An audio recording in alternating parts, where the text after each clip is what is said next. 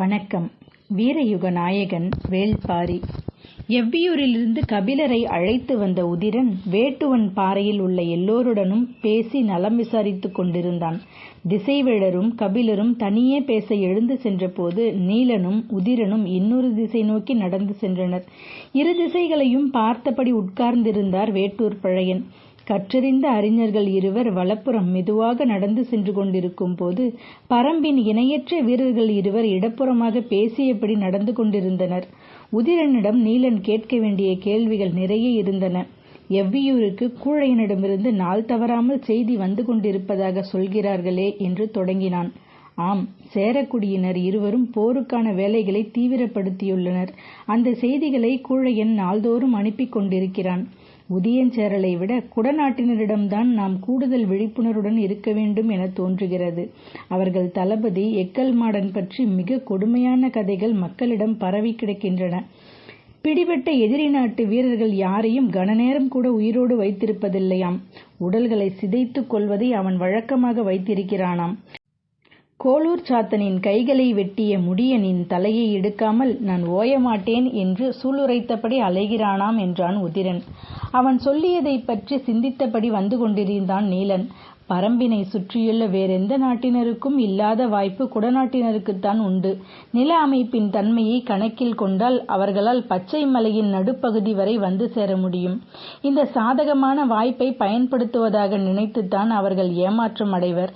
ஏனென்றால் அதன் தொடர்ச்சியாக உள்நுழைந்தால் கரும்பாறை பிளவுகள் எளிதாக சூழப்பட்டு முழுமுற்றாக அழிக்கப்படுவர் என்றான். அடுத்த கேள்வியை நீலன் கேட்கும் முன்னர் உதிரன் கேட்டான்.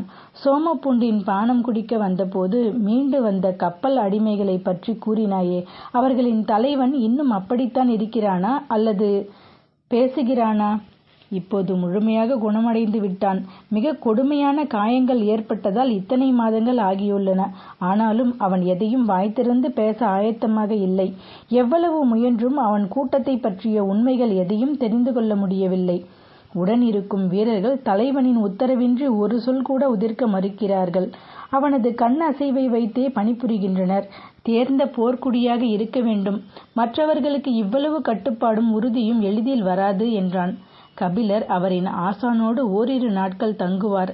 நாம் போய் அவனை பார்த்து வரலாமா? விடிந்ததும் புறப்பட்டு போவோம் என்றான் நீலன்.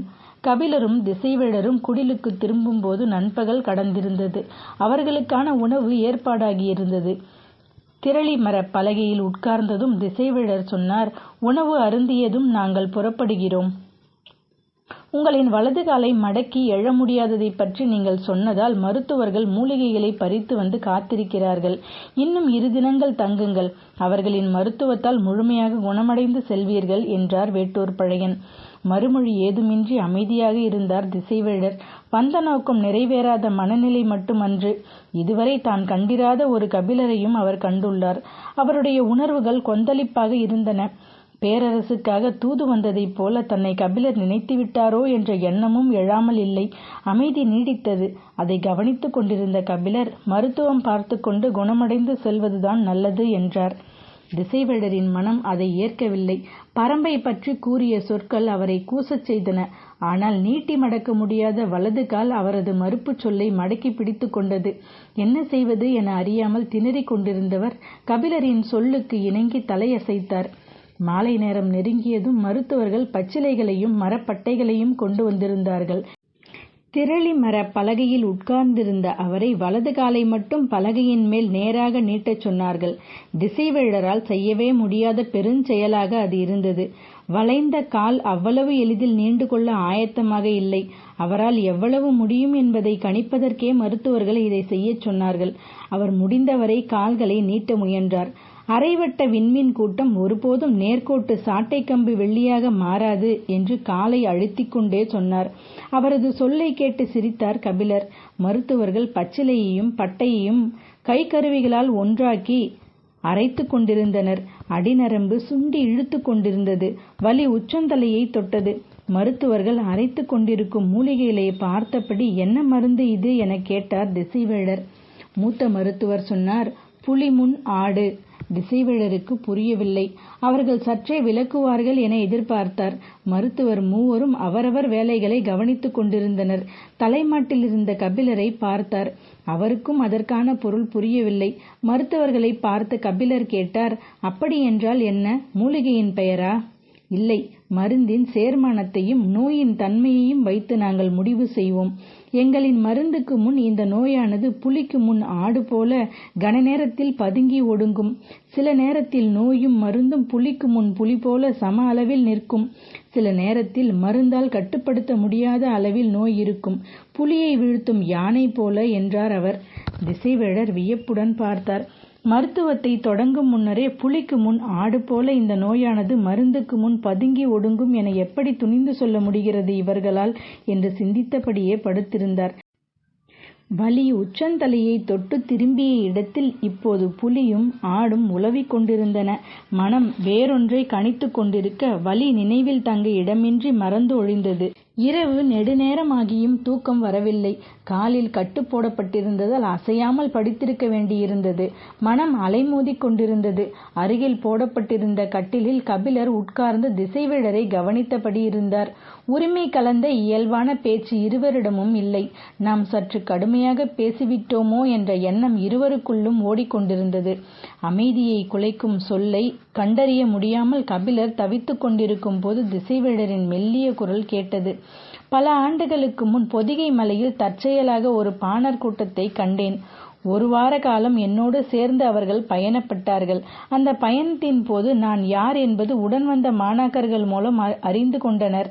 அதன் பிறகு அந்த பாணர் குழுவின் தலைவன் நாஞ்சிலன் என்னிடம் வானியல் பற்றி பல ஐயங்களை கேட்டான். நான் அவற்றுக்கெல்லாம் விடை சொல்லியபடி வந்தேன். பயண வழியில் விலகிச் செல்லும் இடம் வந்தது. அப்போது அவன் சொன்னான், பச்சை மலைத்தொடரில் வியப்புறு கனியான கருநெல்லி உள்ளது. அதை உட்கொண்டால் பகலிலும் விண்மீன்களை பார்க்கலாம். சென்ற முறை நான் பரம்புக்கு சென்றபோது நடுமலையின் முகட்டில் அந்த மரத்தை கண்டேன். பயிற்சி பெற்ற வீரர்களைத் தவிர மற்றவர்களால் ஏறிச் செல்ல முடியாத பெரும் முகடு அது. அந்த அதிசய கனியை பறித்து யாருக்கு கொடுக்கப் போகிறோம் என்ற எண்ணம் உருவானதால் தான் நான் அதை பெரிதாக கருதவில்லை. உங்களைப் போன்ற வானியல் பேராசானுக்கு இந்த கனி உண்ண கிடைத்தால் எவ்வளவு நன்மை பயக்கும். அடுத்த முறை பரம்பு செல்கிற போது பாரியிடம் கேட்டு அந்த கனியை கொண்டு வந்து உங்களுக்கு தருவேன் என்று சொல்லிச் சென்றான். அவன் சொல்வதை நான் உண்மை என நம்பவில்லை. பகலிலே விண்மீன் கூட்டத்தை எப்படி பார்க்க முடியும்? அவன் ஏதோ கற்பனையாக பேசுகிறான் என்று நினைத்தேன். ஆனால் திசை காட்டும் விலங்கு ஒன்று இருக்கிறது என்பதை பார்த்த பிறகு இப்போது எனது எண்ணம் வேறு விதமாக இருக்கிறது. அந்த செய்தியை அறிந்த நான் அப்போதே பரம்புக்கு வந்திருக்க வேண்டும். தவறிழைத்து விட்டேனோ என தோன்றுகிறது. திசைவேழர் சொல்வதை வியந்து கேட்டுக்கொண்டிருந்தார் கபிலர். என்ன சொல்வது என பிடிபடவில்லை. சற்றே திணறி மீண்டார். பேச்சற்றிருந்த கபிலரை பார்த்து எதுவும் சொல்லாமல் இருக்கிறாய் என கேட்டார் திசைவேழர். கருநெல்லியை பற்றி பாரி என்னிடம் சொல்லியுள்ளான். அதை உட்கொண்டால் பகலிலும் விண்மீன்களை பார்க்க முடியும். அந்த ஆற்றல் அதற்கு உண்டு என குலநாகினிகள் சொல்வார்கள் என்று கூறியுள்ளான். அந்த கனியை பாரி கூட பார்த்ததில்லை. ஆனால் அதை பார்த்த ஒருவர் உங்களிடம் வந்து சொல்லியுள்ளார் என்பது எவ்வளவு சிறப்பான செய்தி! என்னால் நம்பவே முடியவில்லை என்று வியப்பில் திணறினார் கபிலர். இயற்கையை பற்றிய மனித பேரறிவு இங்குதான் சேமிக்கப்பட்டிருக்கிறது என்று கபிலர் சொன்ன சொல்லின் ஆழம் காண முயன்றார் திசைவேழர். பகலில் அல்ல, இரவில் கூட விண்மீன்களை பார்க்க முடியாத அளவுக்கு அகந்தையும் ஆணவமும் சில நேரங்களில் கண்களை மறைத்து விடுகின்றன என்றார் திசைவேழர். இதற்கு என்ன மறுமொழி சொல்வதென தெரியவில்லை. அசையும் அவரது வலது கால் பாதத்தை மெல்ல பிடித்தபடி அசைய வேண்டாம், எல்லாம் சரியாகும் என்றார் கபிலர். பெரும் புலவனின் கைவிரல்கள் பாதத்திடம் பேசிய மொழி கேட்டு திசைவேழரின் கண்கள் கலங்கின. அதிகாலையில் புறப்பட்ட நீலனும் உதிரனும் 2 குன்றுகள் தாண்டி அருவியின் அருகில் இருந்த மருத்துவ குடிலை வந்தடைந்தனர். உயிருக்கு ஆபத்து விளைவிக்கும் அளவு மிக கடினமான காயங்கள் ஏற்பட்டிருந்ததால் இந்த இடம் வைத்தே மருத்துவம் பார்த்தனர். இப்போது அந்த வீரனின் உடல் முழுமையாக குணமாகிவிட்டது. நெடிய உயரமும் எல்லையற்ற வலிமையும் கொண்ட அவனது உடலை சிதைவிலிருந்து முழுமையாக மீட்டிருந்தனர் பரம்பு மருத்துவர்கள். நீலனும் உதிரனும் அந்த இடம் வந்து தலைமை மருத்துவரை கண்டு வணங்கினர். எல்லா வகைகளிலும் அவன் குணமாகிவிட்டான் என்றார் அவர். ஆனால் பேசத்தான் மறுக்கிறான். அதுதான் ஏன் என புரியவில்லை என்றார். உடனிருந்த இன்னொரு மருத்துவர், மற்ற வீரர்களோ தலைவனின் உத்தரவின்றி பேசுதல் முறையல்ல என்று சொல்கிறார்கள் என்றார் அருகிலிருந்த உதவியாளர். அவர்களின் குலம் முழுமையாக அழிக்கப்பட்டிருக்க வேண்டும். அவர்களும் மரணத்தை விட கொடும் வேதனையில் ஆழ்ந்து மீண்டுள்ளனர். அதனால் அச்சம் அவர்களின் ஆழ்மனம் வரை பதிந்திருக்கும். எவரையும் எளிதில் நம்பிவிட முடியாத மனநிலையில் அவர்கள் இருக்கக்கூடும். பரம்பை பற்றி அவர்கள் பெரிதாக கேள்விப்பட்டிருக்க மாட்டார்கள். எனவே நம்பிக்கை கொள்ள முடியாத தயக்கமே அவர்களை பேச விடாமல் செய்கிறது என நினைக்கிறேன் என்றார் தலைமை மருத்துவர். எல்லாவற்றையும் கேட்ட இருவரும் புறப்பட்டு அந்த வீரனை காணச் சென்றனர். நாய்களை நன்கு பழக்கக்கூடியவர்களாக அந்த வீரர்கள் இருந்தனர். வேட்டை நாய்கள் அனைத்தையும் மிக அணுக்கமாக வைத்திருந்தனர். சுற்றிலும் இருந்த வீரர்கள் நீலனை கண்டதும் எழுந்து வணங்கி வழிவிட்டு நின்றனர். அவர்கள் தலைவன் குடிலுக்குள் தனித்திருந்தான். நீலனும் முதிரனும் உள்நுழைந்த அவன் முன் அமர்ந்தனர். உடல் முழுக்க வெட்டு தழும்புகள் இடைவெளியின்றி இருந்தன. பார்த்த கணம் முதிரனுக்கு பெரும் அதிர்ச்சியை கொடுத்தது. இவ்வளவு காயங்களையும் மீறி உயிர் பிழைத்து உட்கார்ந்திருக்கிறானே என்ற எண்ணம் வியப்பை ஆட்கொண்டது. சிதைந்த உடலை மீண்டும் இறுகி கட்டும் உடற்பயிற்சியை தொடங்கிவிட்டான் என்பதை நீலனால் உணர முடிந்தது.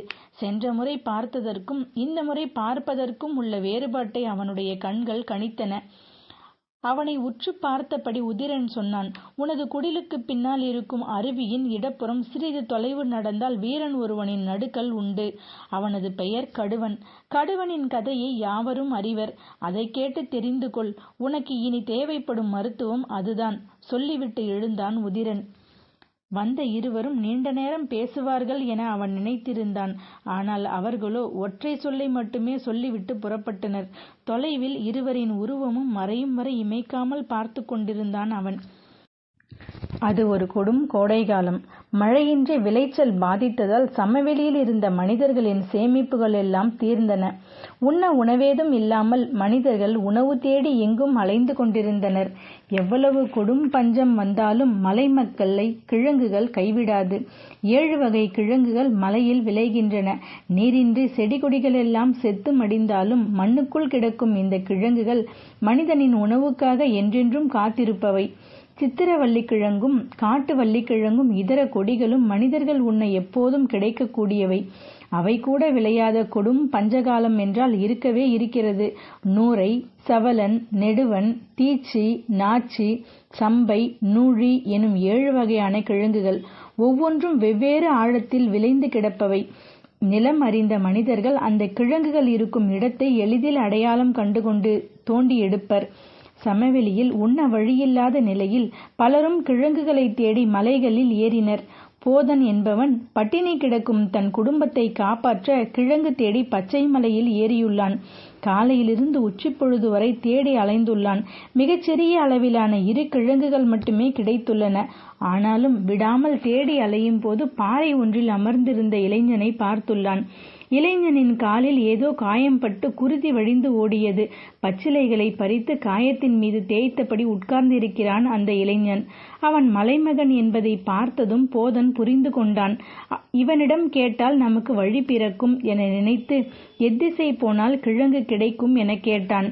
அவன் பதிலேதும் சொல்லாமல் போதன் கையில் வைத்திருந்த 2 கிழங்குகளையே உற்று பார்த்தான். கேள்விக்கு விடை சொல்லாமல் கைகளில் இருக்கும் கிழங்குகளையே பார்த்து கொண்டிருக்கிறாய் என கேட்டான் போதன். அதற்கு அந்த இளைஞன், நீ கையில் வைத்திருப்பது நூழிக்கிழங்கின் வகை. புதிதாய் உண்பவர்களுக்கு இது ஒவ்வாது. இதில் உள்ள கருவிதைகள் செரிமானமாகாது என்றான். வீட்டில் கொடும் பட்டினியில் கிடக்கிறார்கள். அவர்கள் பசிக்கு எதுவும் உணவுதான். புதிதாக கிழங்குகள் கிடைக்க வழி இருந்தால் சொல் என கேட்க, இளைஞனோ பின்புறம் கை காட்டி, அந்த திசையில் போய் பாருங்கள், சித்திரவள்ளி கிழங்குகள் கிடைக்கும் என்றான். சரி என்று கூறி புறப்படும் போது போதன் கேட்டான், நீ பரம்பை சேர்ந்தவனா? ஆம், எனது பெயர் கடுவன். அப்படியென்றால் உன்னை நம்பலாம் என சொல்லி கையில் வைத்திருந்த நீர்க்குடுவையையும் கிழங்குகளையும் அவனிடம் கொடுத்துவிட்டு, இதை பார்த்துக்கொள், நான் அந்த இடம் சென்று கிழங்கை தோண்டி வந்ததும் வாங்கிக் கொள்கிறேன் என்றான். அலைந்து தவித்து மிகவும் சோர்வுற்று இருக்கும் ஒருவன் சொல்கிறானே என்று கடுவனும் அதை வாங்கிக் கொண்டு அவனை அனுப்பி வைத்தான். போதன் சென்ற பிறகு காயங்களில் வழியும் குருதி நின்றுவிட்டதா என பார்த்தபடி கடுவன் உட்கார்ந்திருந்தான். அவன் அருகில் போதன் வைத்துவிட்டு போன 2 கிழங்குகளும் நீர்க்குடுவையும் இருந்தன. சிறிது நேரத்தில் பெருமுயல் ஒன்று கடுவன் உட்கார்ந்திருந்த பாறையின் வலப்புறமாக தவ்வி புதருக்குள் ஓடியது. பார்த்தவுடன் கடுவனுக்கு போதனின் உயிரற்ற குரல் நினைவுக்கு வந்தது. கொடும் பட்டினியில் குடும்பம் கிடப்பதால் நூழிக்கிழங்கை எடுத்து போகிறான், இது புதியவருக்கு சேராதே என நினைத்தவன், இந்த முயலை பிடித்து கொடுத்தால் அவன் குடும்பத்துக்கு உணவாகும் என சிந்தித்தபடி கையில் இருந்த மூங்கிற் குச்சியை எடுத்துக்கொண்டு சட்டென புதரை நோக்கி தாவினான். அந்த புதர் முழுவதும் கிண்டி பார்த்தான். முயல் தென்படவில்லை. எந்த திசையில் போயிருக்கும் என கார்த்தடம் பார்த்தான். எதுவும் தென்படவில்லை. மழை காலத்தில் எளிதில் தடம் அறியலாம், ஆனால் கோடையில் தடம் அறிவது கடினம். எங்கே போயிருக்கும் என கணித்து கீழ்திசை நோக்கி புதர்களை கிளறியபடி போனான். நீண்ட தொலைவு கீழிறங்கிச் சென்றான். முயல் அவனது கண்ணில் படவே இல்லை. மிகவும் சோர்வடைந்து பாறை நோக்கி நடந்தான். புதர்களுக்குள் நுழைந்து இங்கும் அங்கும் தேடி இதில் குச்சிகள் கிழித்து காயத்திலிருந்து மீண்டும் குருதி வழிந்தது. பச்சிலையை தேய்ப்போம் என எண்ணியபடி பாறையின் மீது ஏறி அமர்ந்தான். காய்ந்த குச்சிகளின் கீறல் அளவற்றதாக இருந்தன. எப்படியாவது பிடிக்க வேண்டுமே என்ற பதற்றத்தில் பொறுமையின்றி புதருக்குள் ஓடியுள்ளோம் என நினைத்தபடி பச்சிலையை எடுத்து தேய்த்தான். காயத்தில் எரிச்சல் அதிகமாக இருக்கிறதே என்று பற்களை கடித்து கொண்டே பாறையை பார்த்தான். வைத்துவிட்டு போன இடத்தில் அந்த 2 கிழங்குகளும் இல்லை. நீர்க்குடுவை மட்டுமே ஓரத்தில் உருண்டு கிடந்தது. சற்றே பதற்றமடைந்து இங்கும் அங்குமாக தேடினான். எங்கும் இல்லை. ஏதோ விலங்கு வந்து அதை தின்றுவிட்டு போய்விட்டது என்பது தெரிந்தது. போதன் வந்து கேட்டால் என்ன செய்வது என்ற பதற்றத்தில் பாறையை சுற்றி எங்காவது விழுந்து கிடக்கிறதா என தேடினான். எதுவும் கண்களில் படவில்லை. நேரமாகிக் கொண்டிருந்தது. அடுத்து என்ன செய்யலாம் என சிந்தித்தான்.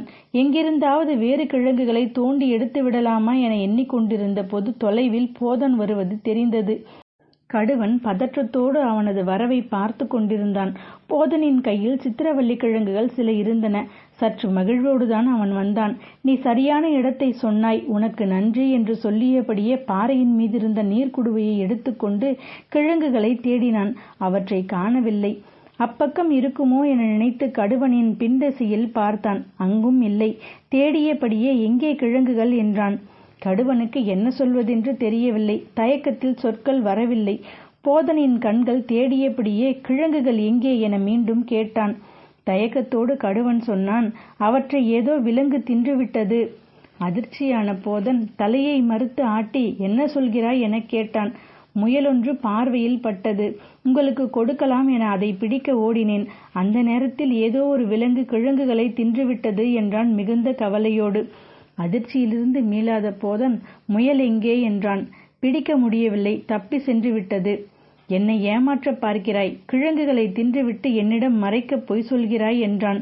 கடுவன் மிகுந்த பதற்றத்துக்கு உள்ளானான். நான் பொய் சொல்லவில்லை, உங்களுக்கு கொடுக்கத்தான் முயலை பிடிக்கப் போனேன். அவசரத்தில் கிழங்கை எடுத்துக்கொண்டு போகாமல் இங்கேயே வைத்துவிட்டு போய்விட்டேன். அதுதான் நான் செய்த தவறு. என்னை மன்னியுங்கள் என்றான். போதனோ, நீ பரம்பை சேர்ந்தவன் என்பதால் தான் நம்பினேன்.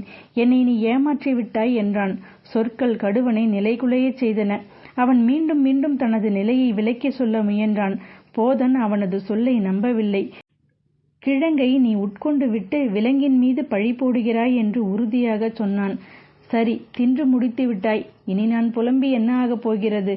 கொடும் பஞ்சம் பரம்பு மக்களையும் மாற்றிவிட்டது என்று துயருற்று புலம்பியபடியே புறப்பட்டான் போதன். சிறு பாறையின் மீது நின்று கொண்டிருந்த கடுவன் இடுப்பில் இருந்த குறுங்கத்தியை எடுத்தபடி, ஒரு கணம் நில்லுங்கள் என்றான். நடக்கத் தொடங்கிய போதன் நின்று அவனை திரும்பி பார்த்தான். பாறையின் மீது இருந்த கடுவன் குறுங்கத்தியை அடிவயிற்றின் இடப்புறம் அழுத்தி உள்நுழைத்தான். போதனுக்கு அவன் என்ன செய்கிறான் என்பது புரியவில்லை.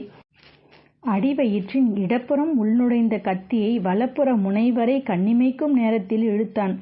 அப்போதுதான் போதனுக்கு அவனது செயல் புரிந்தது.